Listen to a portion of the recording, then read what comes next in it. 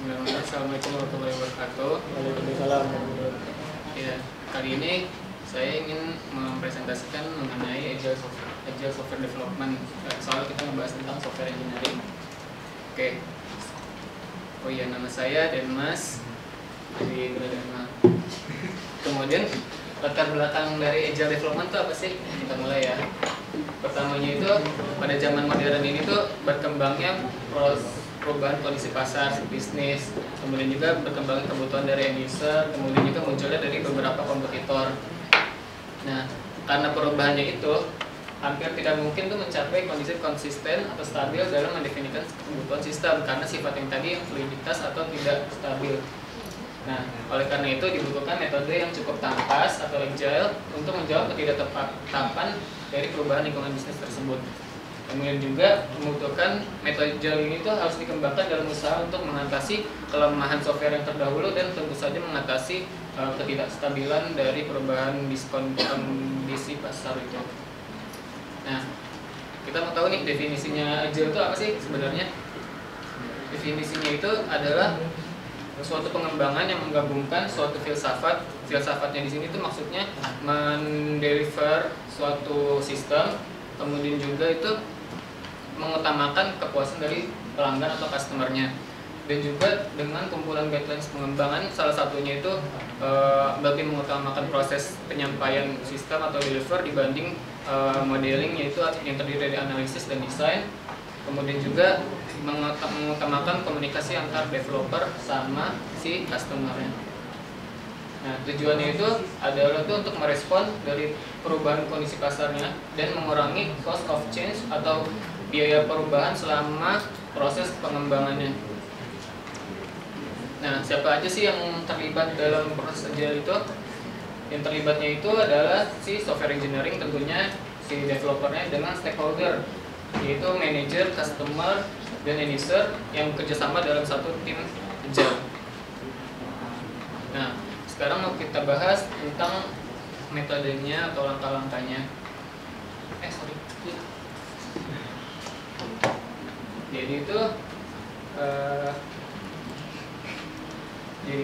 pada dasarnya itu aktivitas yang terdapat di agile development itu pada dasarnya sama dengan aktivitas biasanya, terdiri dari komunikasi, planning, modeling, construction, dan deployment. Dari kelima proses ini tuh antara customer dan developer tuh duduk bareng kerjasama dan membahas suatu sistem.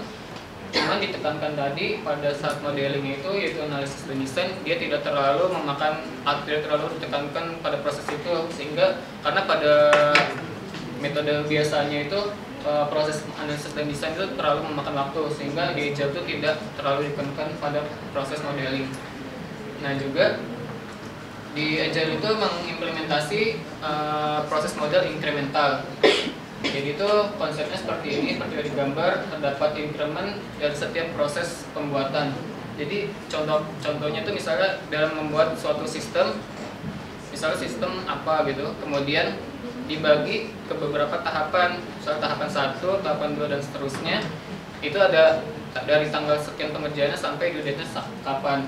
Nah, dari setiap tahapan itu dibuatnya proses pengerjaan itu di increment pertama sampai due date sekian, kemudian increment kedua itu bikin fungsi selanjutnya, dan seterusnya sampai dihasilkan sistem yang dibutuhkan oleh si customer.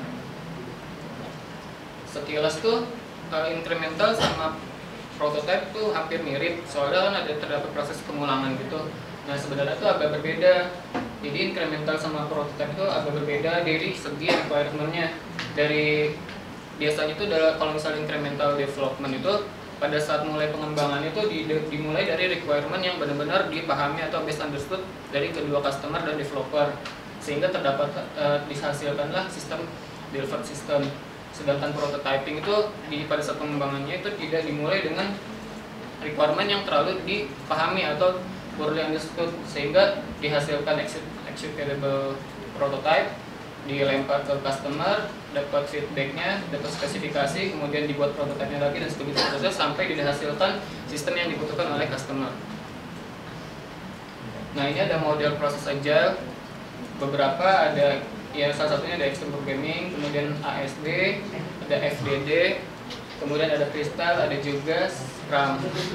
Nah, kenapa ada model ini? Model ini dikhususkan untuk proses pengembangan yang menengah, yang kompleksitasnya menengah ke atas. Karena pada proses agile yang sebelumnya tadi yang dijelaskan, itu bisa menangani kompleksitas dari menengah ke bawah. Jadi tidak untuk menengah ke atas. Jadi nanti extreme programming dan seterusnya itu bakal dibahas oleh teman-teman selanjutnya. Apa aja sih tools yang bisa digunakan?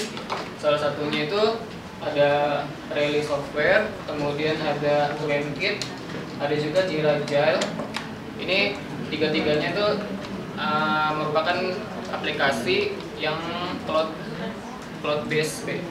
Jadi kita online gitu buat pengerjaan ininya, dan emang diperuntukkan buat agile development yang kompleksitasnya menengah ke atas. Oke, jadi kesimpulan itu agile development itu adalah suatu metode pengembangan yang diperuntukkan untuk merespon cepatnya perubahan kondisi pasar yang validitas itu atau tidak stabil dengan menghasilkan deliverable software increments, yaitu sistem yang diharapkan dengan tahapan-tahapan incremental yang dapat memuaskan dan memenuhi kebutuhan pasar atau customer. Baik, terima kasih. Berikut referensi dari saya. Mohon maaf kalau ada kekurangan. Wassalamualaikum warahmatullahi wabarakatuh.